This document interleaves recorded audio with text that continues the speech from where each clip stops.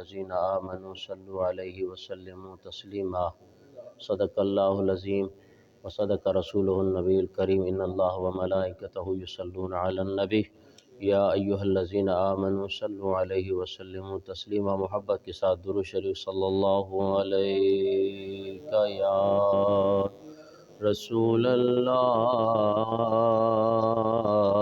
وسلم علیکہ یا حبیب اللہ۔ سب مل کے پڑھیں صلی اللہ علیکہ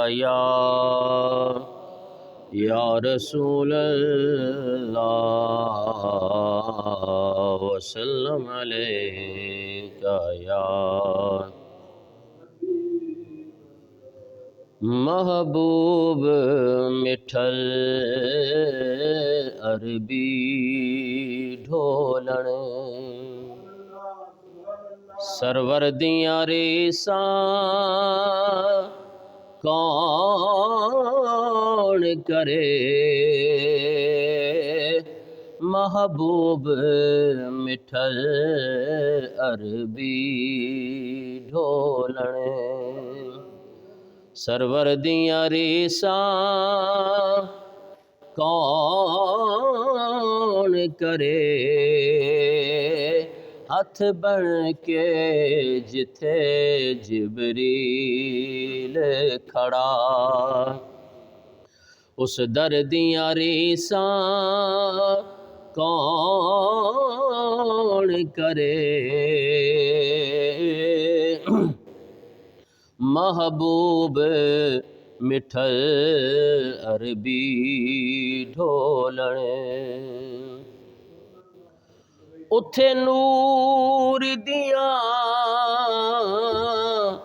برساتاں نے ود دودھ تھی چٹھیاں راتاں نے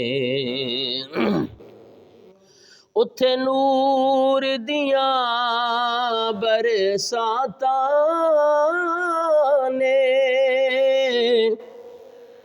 ود دودھ تھی چٹیاں راتاں نے سرکار دے گنبد خضرا دے منظر دیاں ریساں کون کرے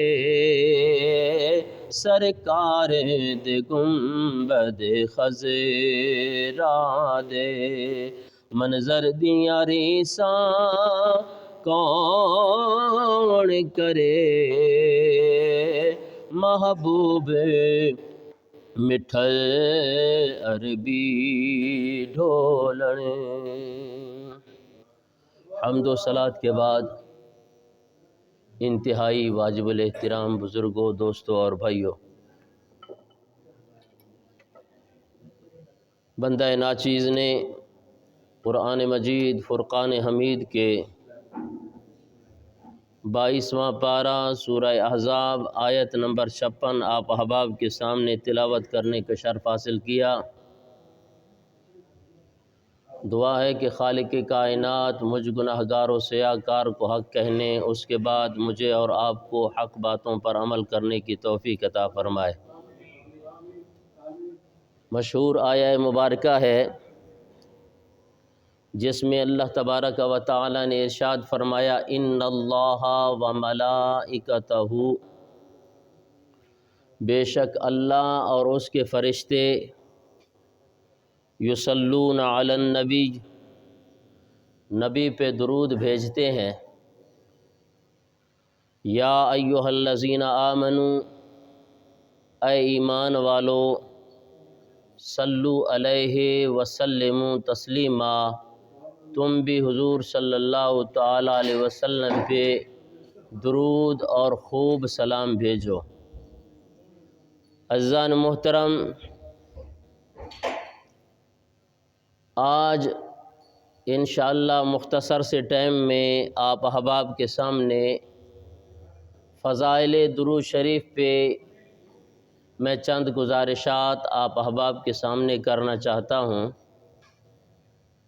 سب سے پہلے میں اپنے عقیدے کی بات کروں کہ ہم اذان سے پہلے حضور نبی کریم صلی اللہ تعالیٰ علیہ وسلم کی ذات پہ درود و سلام بھیجتے ہیں، تو کچھ نادان یہ اعتراض کرتے ہیں کہ کیا حضرت بلال نے اذان سے پہلے صلاۃ و سلام پڑھا؟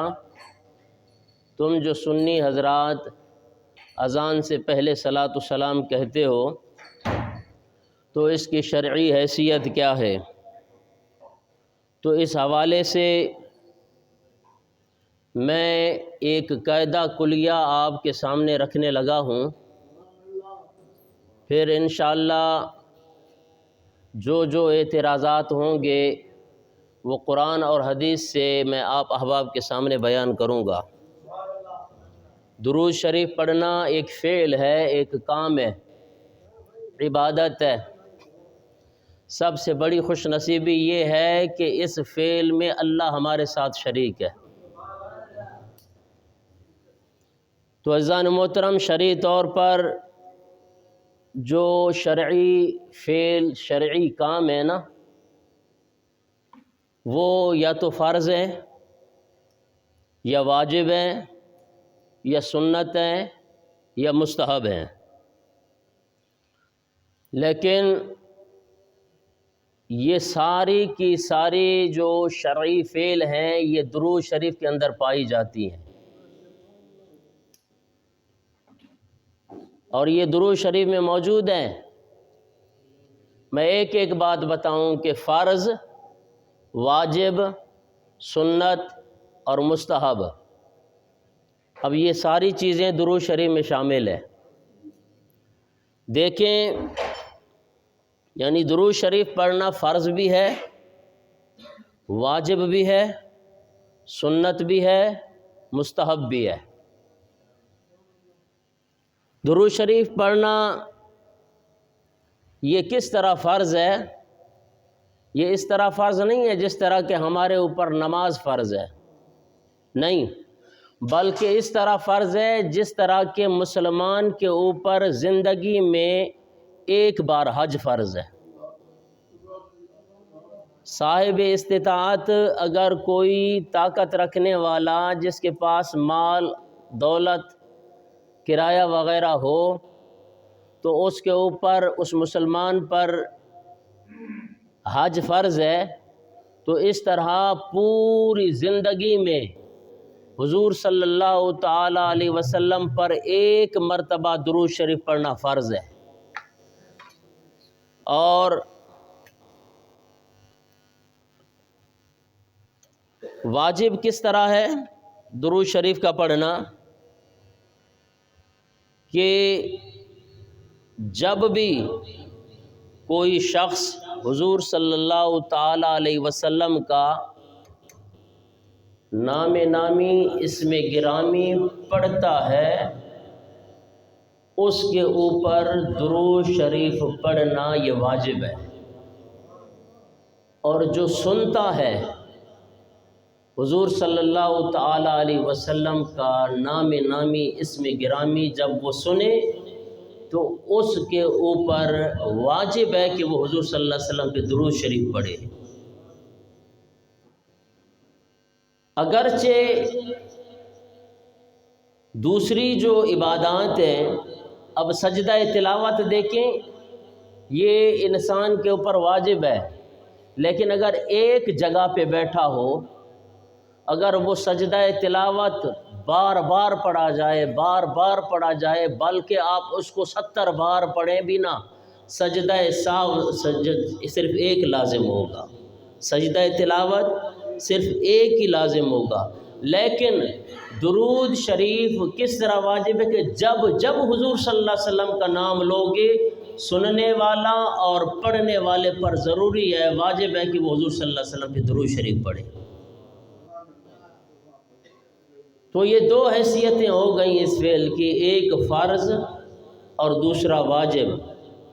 اور سنت حضور صلی اللہ تعالیٰ علیہ وسلم پر درود شریف پڑھنا، جس طرح کہ نماز میں درود شریف پڑھنا سنت ہے۔ اور مستحب ہر وقت پاکیزگی میں، طہارت میں آپ حضور صلی اللہ تعالی علیہ وسلم پہ درود شریف پڑھ سکتے ہیں۔ تو یہ 4 شرعی حیثیتیں ہیں۔ اب ہم سے پوچھیں کہ ہم اذان سے پہلے جو حضور صلی اللہ تعالی علیہ وسلم پہ درود پڑھتے ہیں، کیا ہم اسے فرض سمجھتے ہیں؟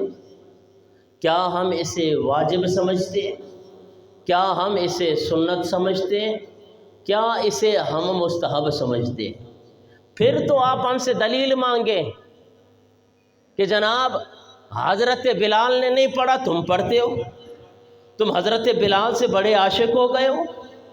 حضرت بلال نے اذان سے پہلے جناب سلام نہیں پڑھا، درود نہیں پڑھا، تم کیسے عاشق رسول ہو؟ تم حضرت بلال سے بڑھ کر عاشق رسول ہو۔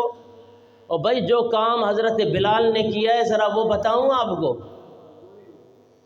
حضرت بلال کا ایک کام یہ بھی ہے، مجھے بتائیں جناب جتنے بھی مکتبہ فکر کے لوگ جو حضور صلی اللہ تعالی علیہ وسلم پر درود شریف پڑھنے پر اعتراض کرتے ہیں، ان کے سامنے میں سیاستہ کی ترمذی شریف کی حدیث مبارکہ رکھنے لگا ہوں، اور معتبر کتاب میں جب سیاستہ میں یہ موجود ہے، اور نسائی شریف میں، دیگر کتابوں میں، کہ حضرت بلال رضی اللہ تعالی عنہ ہر دن ہمیشہ صبح کی نماز سے پہلے، یہ میں آپ کو حدیث سنا رہا ہوں۔